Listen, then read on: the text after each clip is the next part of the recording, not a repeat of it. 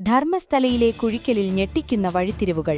നേത്രാവതി നദീകരയിലെ കാട്ടിൽ ഇതുവരെയായി നടന്ന കുഴിക്കലിൽ ഏതാനും അസ്ഥികൾ മാത്രമാണ് കണ്ടെത്തിയത്. എന്നാൽ ഇന്ന് ഒറ്റ ദിവസം കൊണ്ട് നിരവധി തലയോട്ടികളും അസ്ഥികൂടങ്ങളുമാണ് കണ്ടെത്തിയതെന്നാണ് വാർത്തകൾ പുറത്തുവരുന്നത്.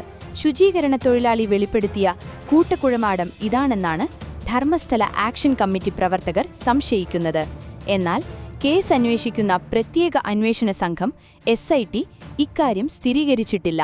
ഇക്കാര്യം മാത്രമല്ല, നേരത്തെ അസ്ഥി കിട്ടിയത് അടക്കമുള്ള ഒരു കാര്യവും അവർ സ്ഥിരീകരിച്ചിട്ടില്ല. കേസിനെ ബാധിക്കുമെന്നതിനാൽ ഒരു കാര്യവും മാധ്യമപ്രവർത്തകരുമായി പങ്കുവയ്ക്കേണ്ടതില്ല എന്ന നിലപാടിലാണ് SIT. ശുചീകരണ തൊഴിലാളിയുടെ മൊഴിയെ തുടർന്ന് മാർക്ക് ചെയ്ത ഇടത്തിൽ നിന്ന് മാറിയാണ് ഇന്ന് തിരിച്ചിൽ നടന്നത്. ഇന്ന് 11ാമത്തെ പോയിന്റിലാണ് തിരിച്ചിൽ നടക്കേണ്ടത്. പക്ഷേ ഇവിടെ നിന്ന് മീറ്ററുകൾ അകലെയാണ് പുതിയ പോയിന്റ്. ഇന്ന് രാവിലെയാണ് സാക്ഷി പുതിയ പോയിന്റ് കാണിച്ചുകൊടുത്തത്. ഇതോടെ DCP അടക്കം ഉന്നത പോലീസ് ഉദ്യോഗസ്ഥർ കാടിനകത്ത് കയറി കുഴിക്കലിന് നേതൃത്വം നൽകി.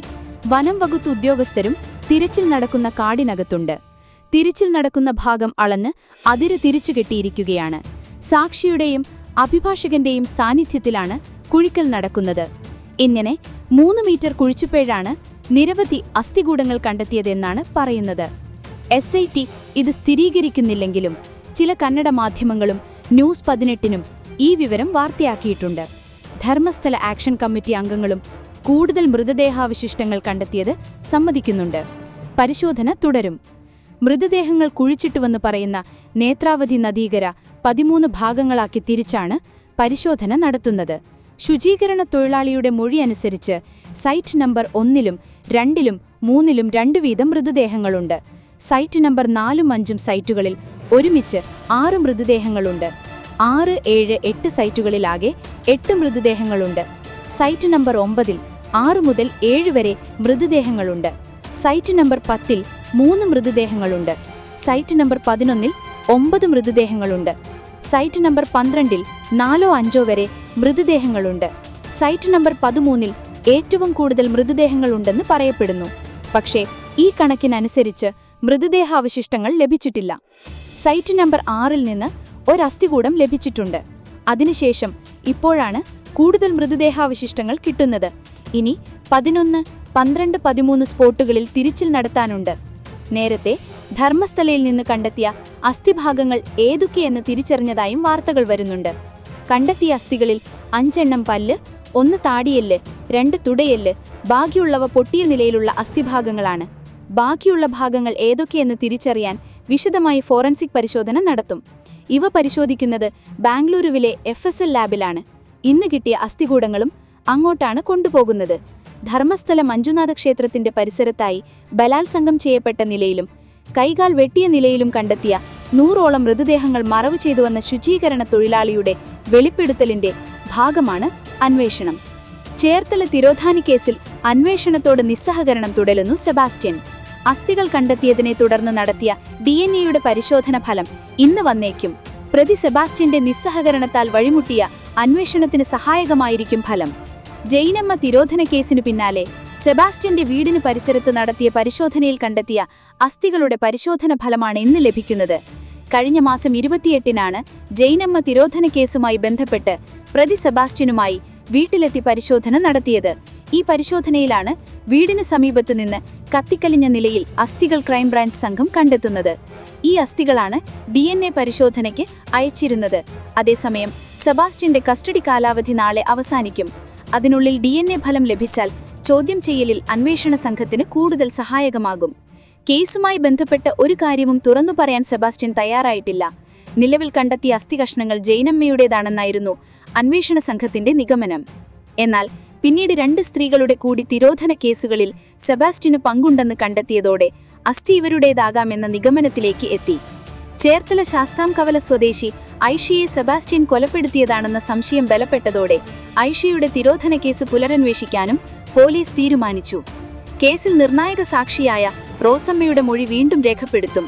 സെബാസ്റ്റ്യന് പുറമെ മറ്റൊരാളുടെ പങ്കും കേസിൽ സംശയിക്കുന്നുണ്ട്. സെബാസ്റ്റ്യന്റെ സാമ്പത്തിക ഇടപാടുകൾ കേന്ദ്രീകരിച്ചും അന്വേഷണം നടക്കുന്നുണ്ട്. സർവീസ് സഹകരണ ബാങ്കുകളിൽ കോടികളുടെ നിക്ഷേപമാണ് ഇയാൾ നടത്തിയിട്ടുള്ളത്. ഇതിൽ കുത്തിയതോട് വരാപ്പള്ളി സർവീസ് സഹകരണ ബാങ്കുകളിൽ നിന്ന് വൻതുക പിൻവലിക്കുകയും ചെയ്തിരുന്നു. ഗൾഫിലെ ജോലിയിൽ നിന്നും സമ്പാദിച്ച പണമാണെന്ന സെബാസ്റ്റ്യന്റെ മൊഴി ക്രൈംബ്രാഞ്ച് വിശ്വാസത്തിൽ എടുത്തിട്ടില്ല. തിരോധന കേസുകളിൽ ഉൾപ്പെട്ട സ്ത്രീകളുടെ പക്കൽ നിന്ന് തട്ടിയെടുത്ത പണമാണെന്ന സംശയമാണ് അന്വേഷണ സംഘത്തിനുള്ളത്. ബാലുശ്ശേരി പൂനൂരിൽ യുവതി ഭർതൃവീട്ടിൽ തൂങ്ങി മരിച്ച നിലയിൽ. പൂനൂർ കരിങ്കാളിമൽ താമസിക്കുന്ന ശ്രീജിത്തിന്റെ ഭാര്യ ജിസ്ന 24യെയാണ് മരിച്ച നിലയിൽ കണ്ടെത്തിയത്. കണ്ണൂർ കേളകം സ്വദേശിയാണ് യുവതി. 3 വർഷം മുമ്പാണ് വിവാഹിതയായത്. 2 വയസ്സുള്ള കുട്ടിയുണ്ട്. ചൊവ്വാഴ്ച വൈകുന്നേരത്തോടെയാണ് വീട്ടുകാർ ജിസ്ന വീട്ടിനുള്ളിൽ തൂങ്ങിയതായി കണ്ടത്. ബാലുശ്ശേരി പോലീസ് പരിശോധന നടത്തി. CITP ദിനേശിന്റെ നേതൃത്വത്തിൽ ഇൻക്വസ്റ്റ് നടപടികൾക്ക് ശേഷം മൃതദേഹം പോസ്റ്റ്മോർട്ടത്തിനായി കോഴിക്കോട് മെഡിക്കൽ കോളേജിലേക്ക് മാറ്റി. കാസർകോട് ശക്തമായ മഴയെ തുടർന്ന് കാസർകോട്, തൃശൂർ, കണ്ണൂർ ജില്ലകളിൽ വിദ്യാഭ്യാസ സ്ഥാപനങ്ങൾക്ക് അതത് കളക്ടർമാർ അവധി പ്രഖ്യാപിച്ചു. കാസർകോട് ജില്ലയിൽ കേന്ദ്ര കാലാവസ്ഥാ വിഭാഗം നാളെ റെഡ് അലേർട്ട് പ്രഖ്യാപിച്ചിട്ടുണ്ട്.